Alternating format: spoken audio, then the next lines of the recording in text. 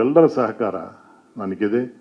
ಮುಖ್ಯವಾಗಿ ನಾನು ಯಾವ ದೇವಸ್ಥಾನಕ್ಕೆ ಹೋದ್ರೂ, ಈ ರೈಲ್ವೆ ಸ್ಟೇಷನ್ಗೆ ಹೋದ್ರೂ, ಬಸ್ ಸ್ಟ್ಯಾಂಡ್ಗೆ ಹೋದ್ರೂ, ಅಣ್ಣ ನಿಮ್ಮ ಪಿಕ್ಚರ್ಸ್ ನೋಡಿ ನಾವು ಮೇಲೆ ಬಂದಿದ್ವಿ, ಸಿನಿಮಾ ಯಾಕೆ ಮಾಡ್ತಾ ಇಲ್ಲ, ನೀವು ಸಿನಿಮಾ ಯಾಕೆ ಮಾಡ್ತಾ ಇಲ್ಲ ಅಂತ ಕೇಳೋರನ್ನ ತುಂಬ ಜನ ನಾನು ನೋಡಿದ್ದೀನಿ. ನಾನು 7.5 ಕೋಟಿ ಜನದಲ್ಲಿ 1% ನನ್ನ ಹೆಸರಿಗೋಸ್ಕರ ಸಿನಿಮಾ ಬಂದ್ರೂ ಈ ಸಿನಿಮಾ ಸಕ್ಸಸ್ ಅಂತ ನಾನು ನಂಬ್ಕೊಂಡಿದ್ದೀನಿ. ನಾನು ಸಾಯಿ ಪ್ರಕಾಶ್ಗೊಂದು ಅಭಿಮಾನ ಇದೆ.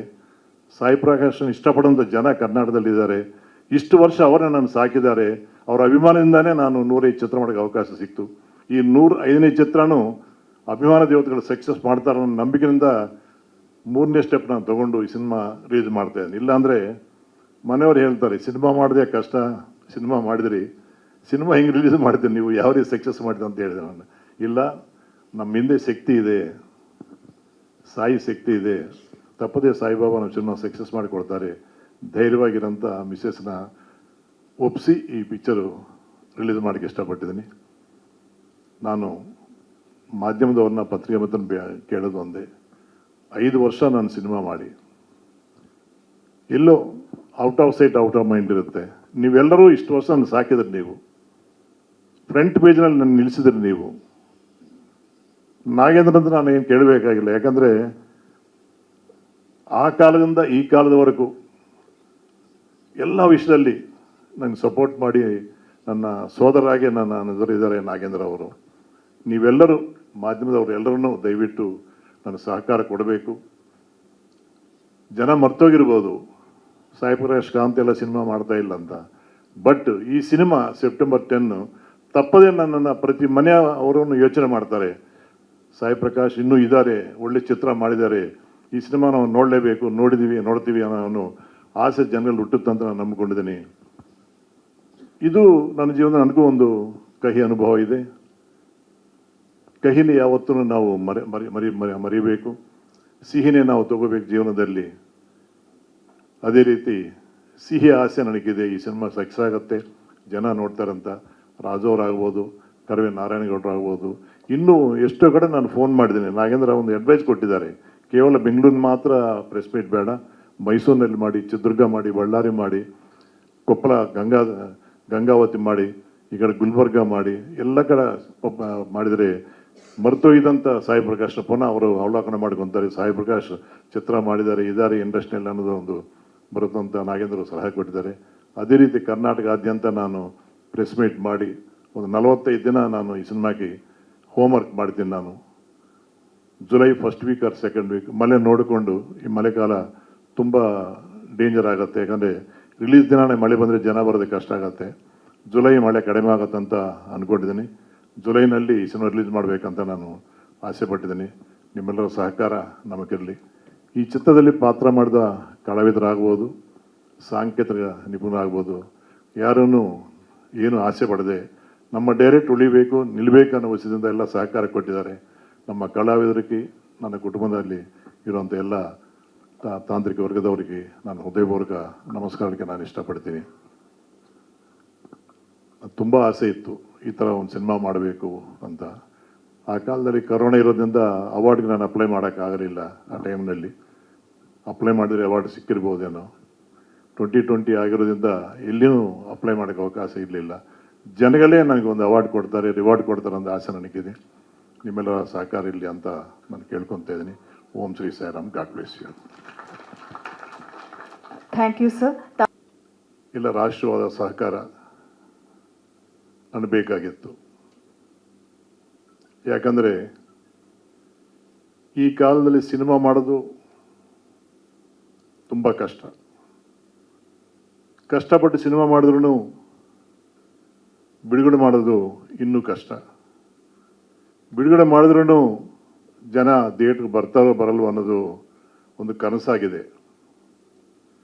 ಇಂಥ ಪರಿಸ್ಥಿತಿಯಲ್ಲಿ ಆ್ಯಕ್ಚುಲಿ 2020ರಲ್ಲಿ ನಾವು ಸಿನಿಮಾ ಪ್ರಾರಂಭ ಮಾಡಿದ್ವಿ. ಮುಗಿಯುವ ಟೈಮಿಗೆ ಕರೆಕ್ಟಾಗಿ ಕರೋನಾ ಬಂತು. ಆ ಕರೋನಾ ಯಾವ ರೀತಿ ನಮ್ಮನ್ನು ಕಾಡಿತು, ಯಾವ ರೀತಿ ನಮ್ಮನ್ನು ನೋವು ಕೊಡ್ತನ್ನೋದು ಪ್ರತ್ಯಕ್ಷವಾಗಿ ಪರೋಕ್ಷವಾಗಿ ಇಲ್ಲಿರೋಂಥ ಎಲ್ಲರೂ ನಾವು ನೋಡಿದ್ದೀವಿ, ಅನುಭವಿಸಿದ್ವಿ. ಆ ಭಯದಿಂದ ಆ ಕಾಲದಲ್ಲಿ ನಾನು ಸಿನಿಮಾ ಬಿಡುಗಡೆಗೆ ಧೈರ್ಯ ಮಾಡಲಿಲ್ಲ. ಈಗಲೂ ಭಯ ಇತ್ತು, ಯಾವ ರೀತಿ ಈ ಸಿನಿಮಾ ನಾನು ಆಚೆ ತರಲಿ ಅಂತ. ಆವಾಗ ನಮ್ಮ ದೊಮ್ಮರಕೃಷ್ಣ ಸುರೇಶ್ ಅವರು ರಾಜ್ ಅವ್ರ ಬಗ್ಗೆ ಹೇಳಿದರು. ರಾಜ್ ಅವರು ಇವತ್ತು ಪರಿಚಯ ಅಲ್ಲ, ವಿಜಯನಗರದಲ್ಲಿ ಯಾವಾಗ ನಾನು ಮನೆ ಮಾಡಿದನೋ ಆ ಕಾಲದಿಂದ ನಮ್ಮ ಕುಟುಂಬಕ್ಕೆ ಅವರು ವೈದ್ಯ ಸೇವೆ ಮಾಡಿ ನಮ್ಮನ್ನೆಲ್ಲ ಇಲ್ಲಿವರೆಗೂ ಆರೋಗ್ಯವಾಗಿ ಕಾಪಾಡ್ಕೊಂಡಂಥ ವೈದ್ಯ ನಾರಾಯಣ ಹರಿ ಡಾಕ್ಟರ್ ರಾಜು ಅವರು. ಫಸ್ಟ್ ಪ್ರೊಜೆಕ್ಷನ್ ಅವ್ರಿಗೆ ಹಾಕಿದ್ದೀನಿ ನಾನು. ನಾನು ಸಿನಿಮಾ ನೋಡಿ ನಿಮ್ಗೇನು ಅನ್ನಿಸ್ತೋ ಹೇಳಿ ಅನ್ನುವಾಗ ಆಚೆ ಬರ್ತಾನೆ ತುಂಬ ಚೆನ್ನಾಗಿದೆ, ಇದು ಸಮಾಜಕ್ಕೆ ಬೇಕೇ ಬೇಕು, ಇಂಥ ಸಿನಿಮಾ ಬಿಡುಗಡೆ ಆಗಲೇಬೇಕು ಅಂತ ಅವ್ರು ಹೇಳಿದ ಮೇಲೆ ಸ್ವಲ್ಪ ಧೈರ್ಯ ಬಂತು. ಯಾವತ್ತು ಫಸ್ಟ್ ನೋಡಿದವರು ಏನು ಹೇಳ್ತಾರೋ ಆ ಸಿನಿಮಾಗೆ ಒಂದು ಜಾತಕ ಬರೆಯೋ ಥರ ಪಾಸಿಟಿವ್ ಆಗಿ ಅವರು ತುಂಬ ಪಾಸಿಟಿವ್ ಆಗಿ ಫೀಲ್ ಮಾಡಿದ್ದಾರೆ. ಇನ್ನೂ ಒಂದು ಸಲಹೆ ಕೊಟ್ಟಿದ್ದಾರೆ,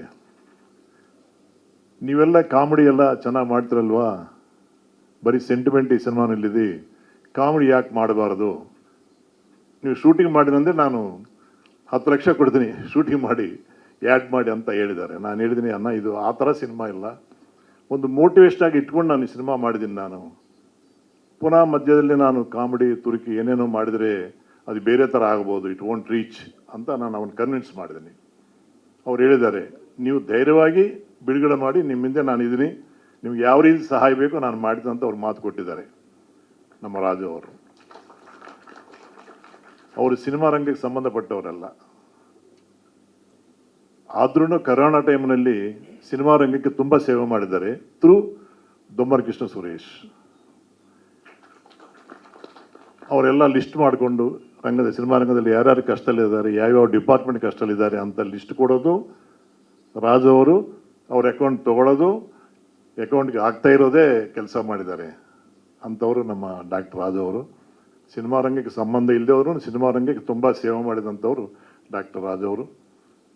ಇನ್ನು ಈ ಚಿತ್ರಕ್ಕೆ ಬರೋಕ್ಕೆ, ಈಗ ರಿಲೀಸ್ ಮಾಡೋಕ್ಕೆ ಫಸ್ಟ್ ಸ್ಟೆಪ್ ಅವ್ರು ತೊಗೊಂಡಿದ್ದಾರೆ. ನೀವು ಮಾಡಿ, ನಾವಿದೀವಿ ಬ್ಯಾಕ್ಗ್ರೌಂಡ್ ಅಂತ ಸಪೋರ್ಟ್ ಮಾಡಿದ್ದು ಅಂತ ಹೇಳಿದ ಮೇಲೆ ಧೈರ್ಯವಾಗಿ ಇವತ್ತು ಪ್ರೆಸ್ ಮೀಟ್ ಮಾಡ್ತಾ ಇದ್ದೀನಿ ನಾನು.